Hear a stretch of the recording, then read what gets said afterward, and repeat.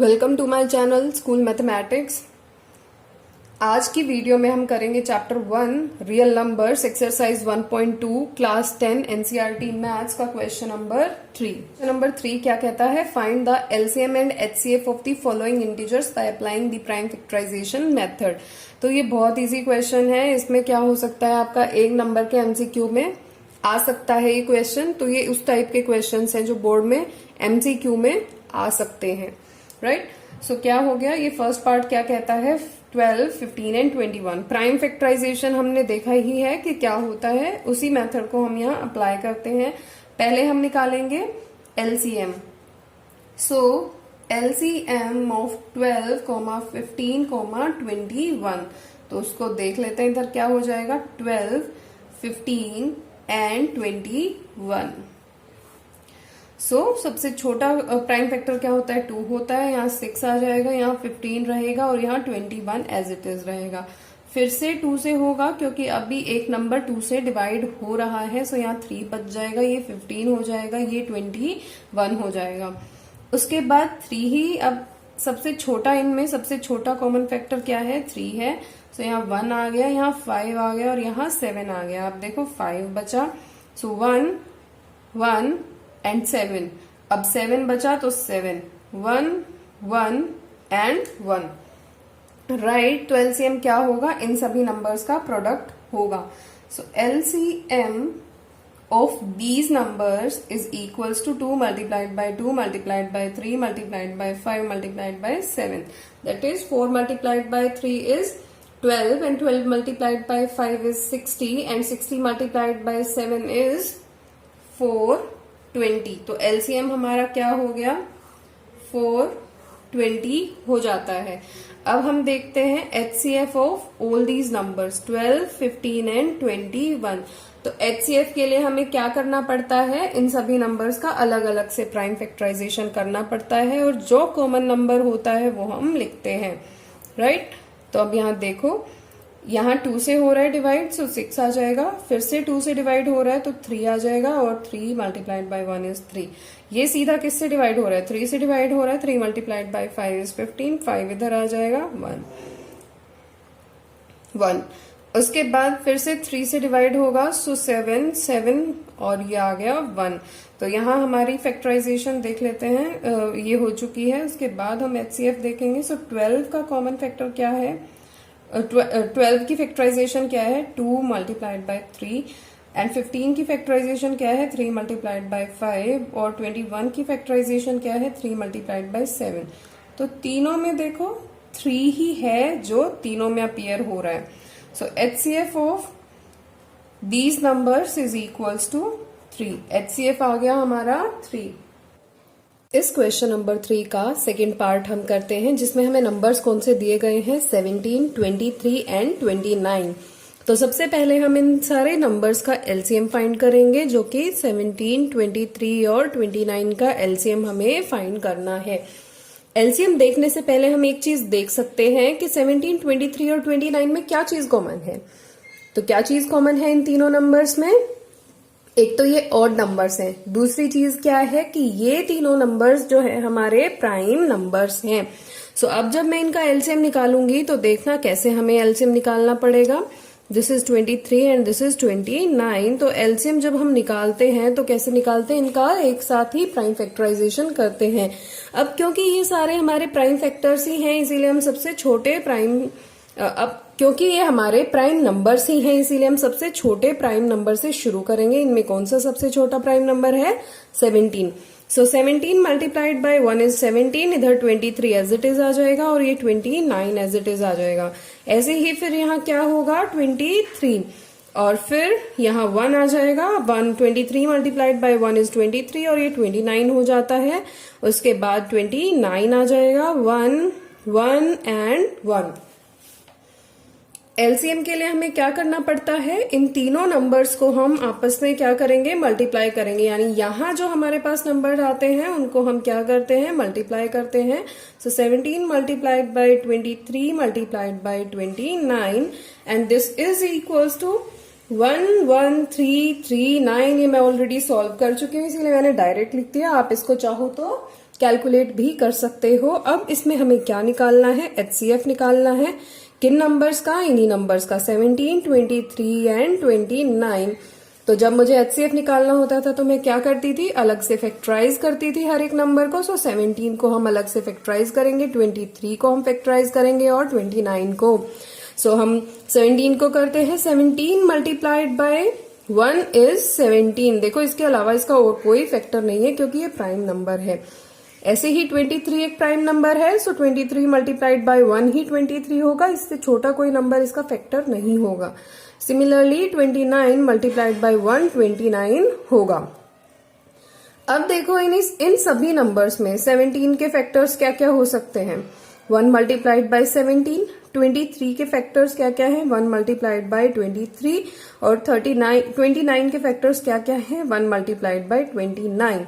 सो इन सब में क्या फैक्टर कॉमन है, सिर्फ 1 कॉमन है। सो HCF हमारा इन सभी नंबर्स का क्या हो जाएगा, 1 हो जाएगा। अब आता है थर्ड पार्ट। तो थर्ड पार्ट क्या है, 8 मल्टीप्लाइड बाय 9 मल्टीप्लाइड बाय 25। तो इनका LCM हम निकाल के देखते हैं। LCM of all these numbers 8, 9, 25, इन तीनों को साथ ही साथ हम क्या करेंगे, फैक्टराइज कर देंगे। सो 8, 9 एंड 25, राइट।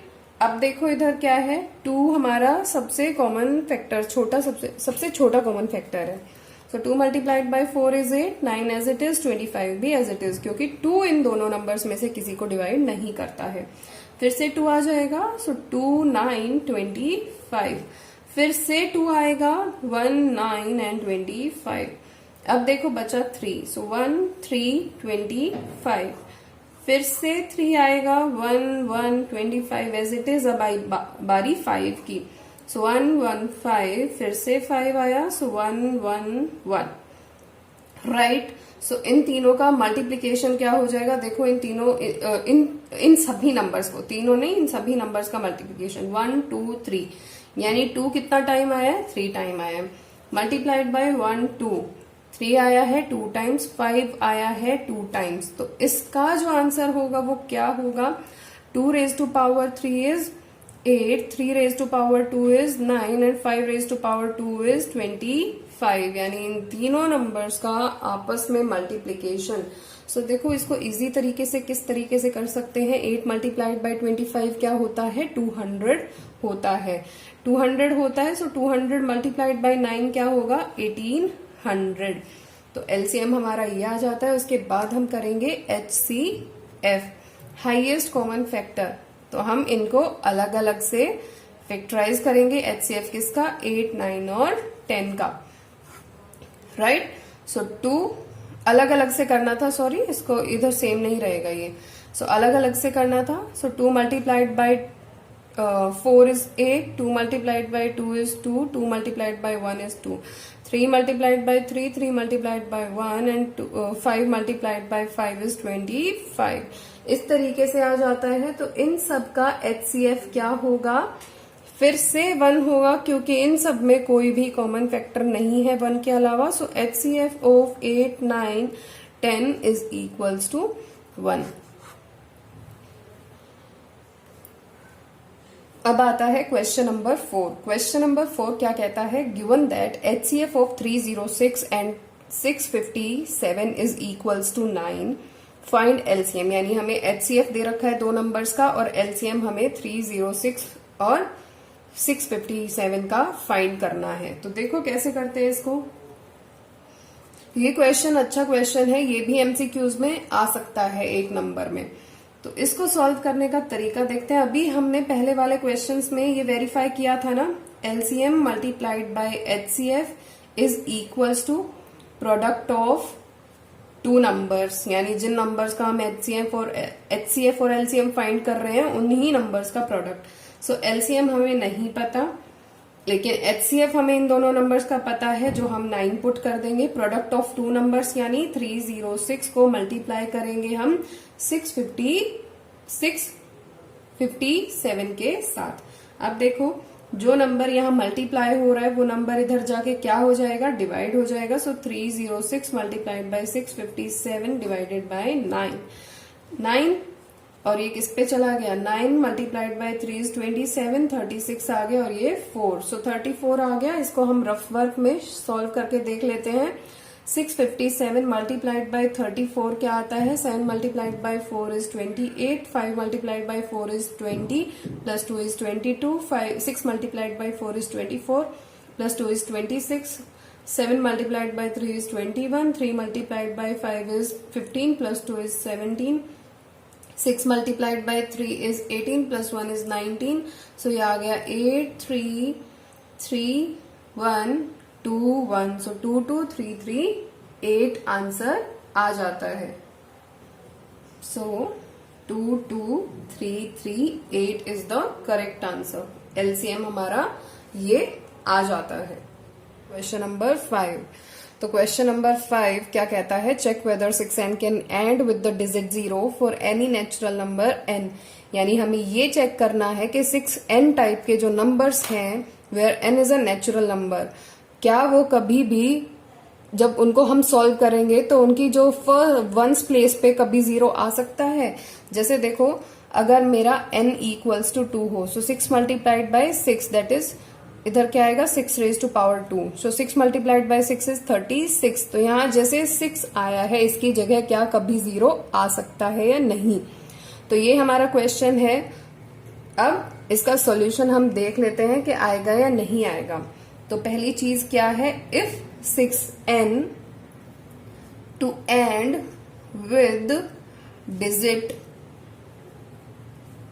0, अगर 6n को एंड होना है डिजिट 0 से तो वो क्या इंप्लाई करेगा कि 6n विल बी डिविजिबल, यानी जो 6n है वो डिविजिबल हो किससे, बाय 5, क्योंकि जो भी डिजिट 0 से एंड करती है वो 5 से डिविजिबल होती ही होती है, यानी 6n को डिविजिबल होना पड़ेगा 5 से।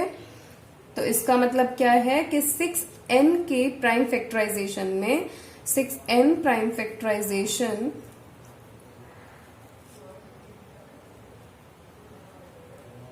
मस्ट कंटेन 5, तो 6n की प्राइम फैक्टराइजेशन में 5 कंटेन होना चाहिए। लेकिन जब हम 6n की फैक्टराइजेशन करते हैं तो क्या होगा, 2 multiplied by 3 raise to power n that is equals to 2 raise to power n multiplied by 3 raise to power n, वो तो ये होती है। और this is unique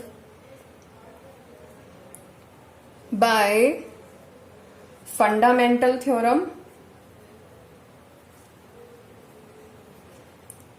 theorem of arithmetic. तो हमने वहां देखा था कि किसी भी नंबर का प्राइम फैक्टराइजेशन जो होता है वो क्या होता है, हमेशा यूनिक होता है। किसी भी कॉम्पोजिट नंबर का प्राइम फैक्टराइजेशन होगा वो हमेशा यूनिक होगा, ऑर्डर भले ही बदल जाए। तो ये यूनिक है, इनके अलावा इसके कोई भी प्राइम फैक्टर्स नहीं हो सकते 6n के।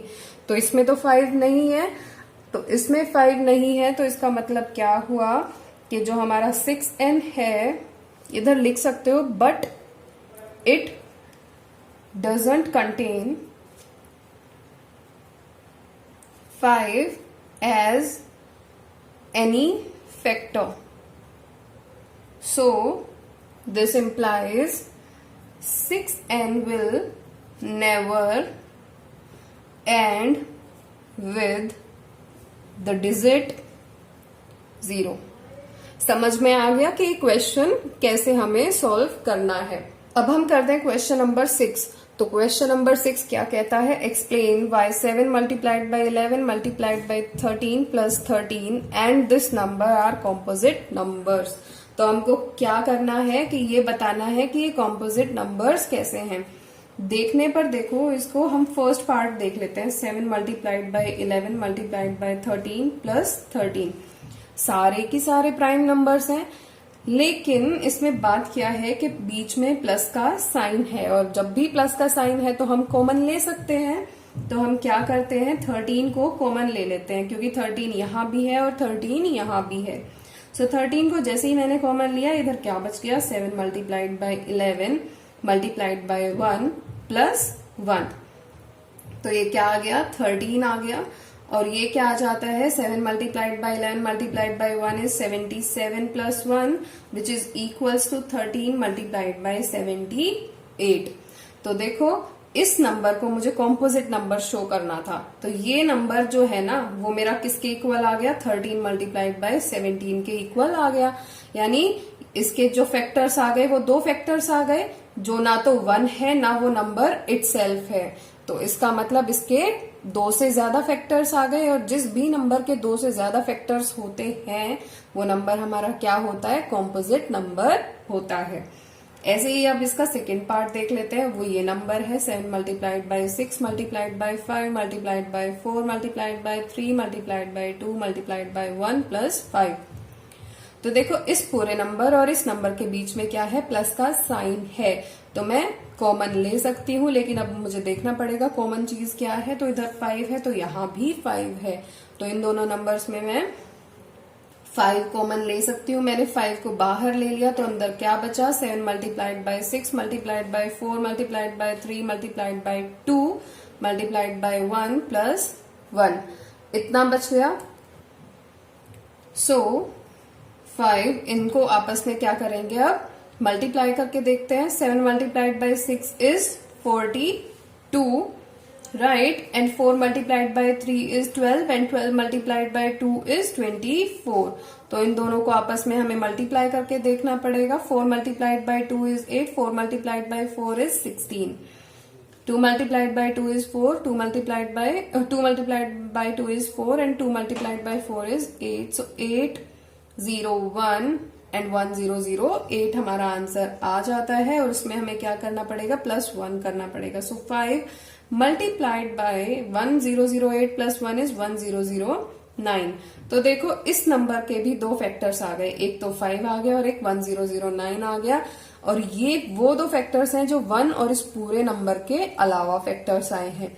तो इस नंबर के भी हमारे कितने फैक्टर्स आ गए, 4 फैक्टर्स आ गए, तो इसका मतलब ये भी एक कॉम्पोजिट नंबर है। क्वेश्चन नंबर 7 क्या कहता है, there is a circular path around a sports field, Sonia takes 18 minutes to drive 1 round of the field while Ravi takes 12 minutes for the same. Suppose they both start at the same time, a point, and at the same time and go in the same direction. After how many minutes will they meet again at the starting point? यानी question क्या कह रहा है भाई, एक कोई भी sports field है, खेल का मैदान है, और उसमें चारों तरफ क्या है, एक सर्कुलर पाथ है, यानी जिस पर से या तो हम दौड़ सकें या साइकिलिंग कर सकें। अब दो बच्चे हैं, एक है सोनिया और दूसरा है रवि। दोनों को क्या लगता है, सोनिया को उस पूरा एक राउंड मारने में कितना टाइम लगता है, 18 मिनट लगती है, और रवि को उतना ही मतलब उतने ही डिस्टेंस को यानी एक राउंड कवर करने में कितना टाइम लगता है, 12 मिनट लगती है। अब दोनों बच्चों ने एक ही टाइम पे स्टार्ट किया, यहां से स्टार्ट किया और उन्होंने घूमना शुरू कर दिया, यानी राउंड लगाना शुरू कर दिया। एक ही टाइम पे शुरू किया, एक ही पोजीशन से शुरू किया और एक ही डायरेक्शन में शुरू किया है। तो अभी हमसे क्वेश्चन पूछते हैं कि कितनी मिनट बाद दोनों बच्चे एक ही जगह मिलेंगे, स्टार्टिंग पॉइंट पर कब मिलेंगे, कितने मिनट बाद मिलेंगे। तो ऐसे इस टाइप के क्वेश्चंस में जहां हमसे क्या हो रहा है, यहाँ जो हमें टाइम दिया हुआ है उससे बढ़कर कोई टाइम आएगा, तो इस टाइप के क्वेश्चंस में हम क्या करते हैं, एलसीएम निकालते हैं। तो अब देख लेते हैं इसका सोल्यूशन हम कैसे करेंगे। सो सोल्यूशन 7 आ जाता है। यहाँ देखो दोनों का टाइम क्या दिया हुआ है, 18 और 12 मिनट। तो जो भी उनका मिलने का टाइम आएगा बाद में कुछ ना कुछ बड़ा ही टाइम आएगा ना, राइट। तो हमें क्या करना पड़ेगा, कुछ ना कुछ मल्टीप्लाई करके ही तो निकालना पड़ेगा। तो लीस्ट कॉमन मल्टीपल यानी मल्टीपल्स के बारे में यहाँ बात की गई है, तो हम यहाँ एलसीएम निकालेंगे। सो इसमें स्टेटमेंट वाला क्वेश्चन है, तो इसमें स्टेटमेंट्स लिख लेते हैं। Time taken by Sonia to drive कितना हो जाएगा, to drive 1 round of the field. तो फील्ड का एक राउंड लगाने में उसको लग रही है 18 मिनट्स। ऐसे ही हम लिख लेंगे time taken by Ravi to drive 1 round of the field. तो वो उसको कितना टाइम लग रहा है, 12 मिनट्स, राइट। उसके बाद हमें क्या निकालना है, टाइम दे मीट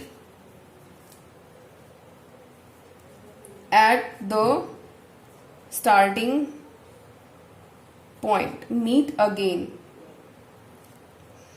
तो स्टार्टिंग पॉइंट पे दोनों कब मिलेंगे, वो कब मिलेंगे, जब हम निकालेंगे एलसीएम ऑफ 18 एंड 12। तो एलसीएम निकालने के लिए हम देखते हैं, लेट्स सॉल्व। सॉल्व हम करेंगे तो वो हम कैसे करेंगे, देखो हमने पहले वाले क्वेश्चंस में भी एक फॉर्मूला हमने एक तरीके से वेरीफाई किया था ना, जो क्या कहता था, LCM multiplied by HCF is equals to product of 2 numbers. तो यहाँ एलसीएम हमें निकालना है, हम जल्दी से एचसीएफ निकाल सकते हैं। सो आप यहाँ, मेरे पास स्पेस नहीं है इसीलिए मैं इधर फाइंड कर रही हूँ एचसीएफ को, वरना आप क्वेश्चन के साथ ही इसको फाइंड करना। सो एचसीएफ ऑफ 18 एंड 12, तो हमें अलग से फैक्टराइज करना पड़ेगा, 18 को अलग से और 12 को अलग से। सो 2 multiplied bye 9 is 18, 3 multiplied by 3 is 9, 3 multiplied by 1 is 3। ऐसे ही 12 को 2 multiplied by 6 is 12, 2 multiplied by 3 is 6 and 3 multiplied by 1 is 3। तो देखो एक तो ये नंबर है और एक ये नंबर है, ये कॉमन है ना दोनों नंबर्स में, 2 और 3। सो 2 मल्टीप्लाइड बाय 3 क्या हो जाता है, 6 हो जाता है। तो एचसीएफ हमारा क्या आ गया, 6 आ गया। प्रोडक्ट ऑफ बोथ नंबर्स क्या आएगा, 18 मल्टीप्लाइड बाय 12। तो देखो जो नंबर यहाँ मल्टीप्लाई हो रहा है वहां जाके क्या हो जाएगा, डिवाइड हो जाएगा।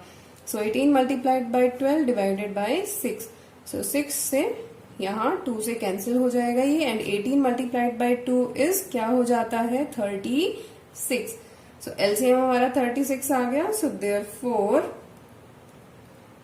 आफ्टर 36 मिनट्स दे, यानी रवि और Sonia, will meet again at starting point. अब हमने मिनट क्यों यूज किया है, क्योंकि हम क्वेश्चन में मिनट लेकर ही चल रहे थे, तो 36 आया तो हमारा वो मिनट में ही आया होगा। यहाँ ये क्वेश्चन एंड होता है। कोई भी डाउट हो आपको इस पूरी एक्सरसाइज में, क्योंकि इस क्वेश्चन के साथ हमारी एक्सरसाइज 1.2 भी एंड होती है, तो इस एक्सरसाइज में कहीं भी कोई भी डाउट हो तो आप कमेंट सेक्शन में पूछ सकते हैं। Thanks for watching. Please like, share and subscribe my channel, School Mathematics.